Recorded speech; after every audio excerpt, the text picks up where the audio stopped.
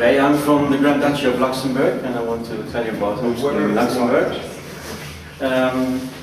Maybe history, homeschooling has been allowed in Luxembourg already since 1948, after the war. But until 2006, you only could homeschool if you had the legal capacity to be a teacher. So you had to be a teacher, you had to do a diploma as a teacher to homeschool. And after 2006, with the new law, everybody can homeschool. So first, in the beginning, initially, it was the people who wanted to homeschool that were tested, and now they will only test the children.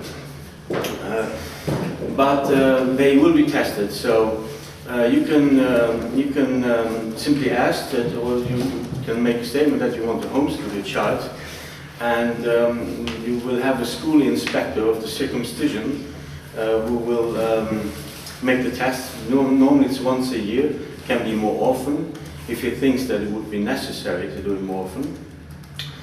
And he will test normally once a year if the child has reached the level of competence as set by the Minister of Culture. The problem is that we really have to do homeschooling, meaning we have to follow in Luxembourg the curriculum and the teaching material as the Minister of Culture imposes. So it's not possible in Luxembourg to do neither deschooling or free schooling or whatever. We really have to follow the, how you call it, the educational program very strictly, which is a shame. And the thing is that the inspectors, if you do a demand, normally they cannot refuse it. So they will normally automatically give you permission to homeschool, but it's up to them to retrieve the permission if they think, in their subjective understanding, if they think that the child doesn't reach level of competence or whatever. So the whole thing is very, very subjective. It's up to one man or one woman.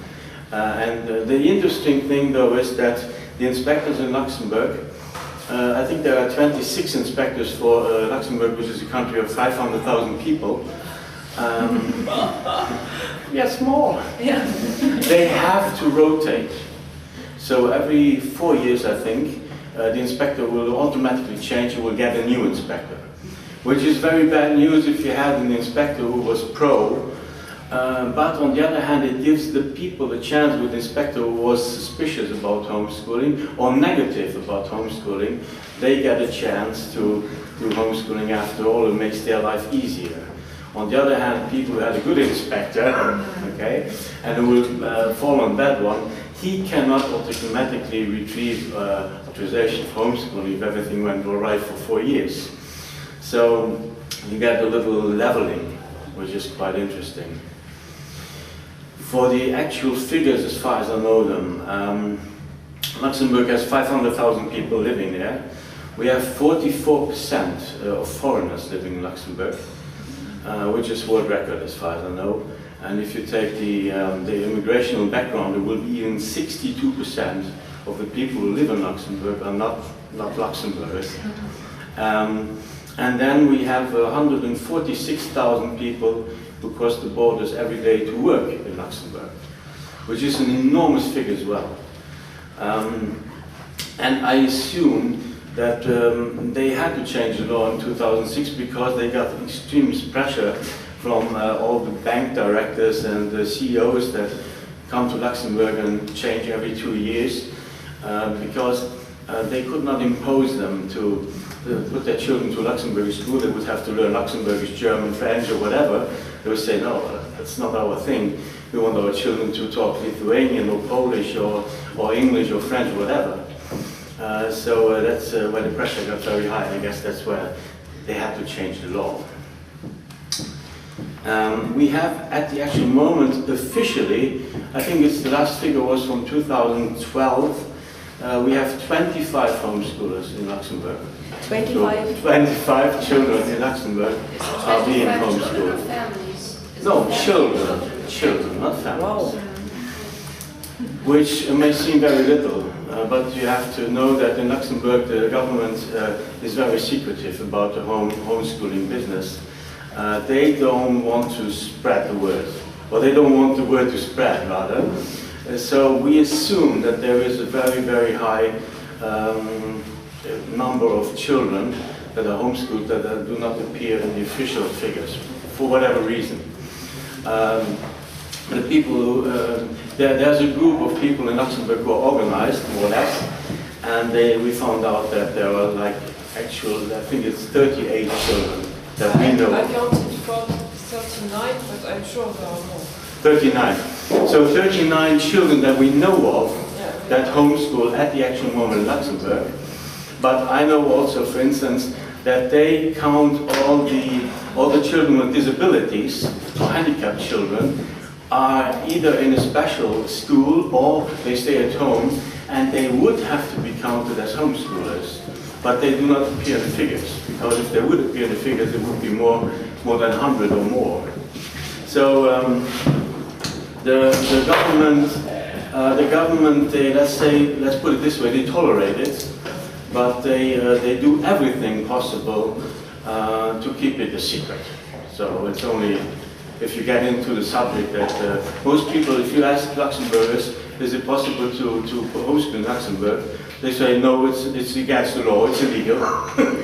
It's in their heads. So main thing in Luxembourg would be to spread the word as possible, and we're getting organized over social web networks and so on, trying to find more people and get more people interested, of course, to get things going and rolling in Luxembourg. Okay, so far so good. Forget anything? One thing, there's no program, curriculum after the age of 12. Yeah, there's more to tell actually. There's something pretty new in Luxembourg. They start in fundamental school. First of all, in Luxembourg, children have to go to school starting at the age of 4. They will go to preparatory school or kindergarten. So it's not only at the age of 6, but they have already started at the age of 4. And the government is doing everything to convince parents to even start at 3 years. They call it a prep school, which I think is very hard. And from the age of 6 until the age of 12, so the 6th grade, you can do officially homeschooling. And starting from the 7th grade, there is actually no more regulation, as far as I know. So a teenager could homeschool or not, but the inspectors of the circumcision are not responsible for it anymore.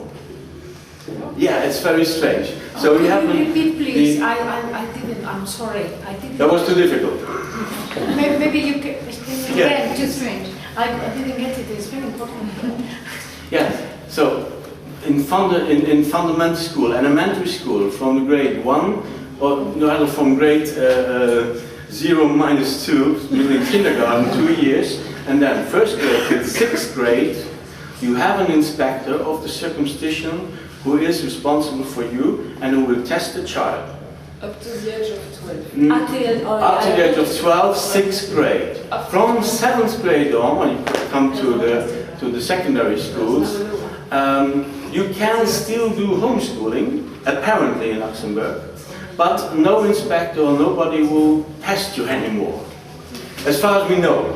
There's no law, but it's noticed. There is no law, so maybe they will change. Yeah, okay. But from 12 to 16, there is absolutely no law. Nobody cares. But what's important to us, and we will have to find out, is under what circumstance children, or rather adolescents, will be admitted, for instance, to exams, to the BAC and so on. We actually have no idea.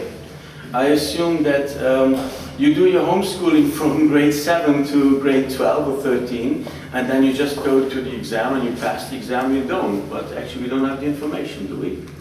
No, we don't know. Well, the good thing about this, it is that at the moment there's a little hole in there. We can do a bit what we want, but we'll sooner or later we will have to figure out whether our children, after they went from grade 7 to 12, can they or can they not pass an exam and go on to university and so on.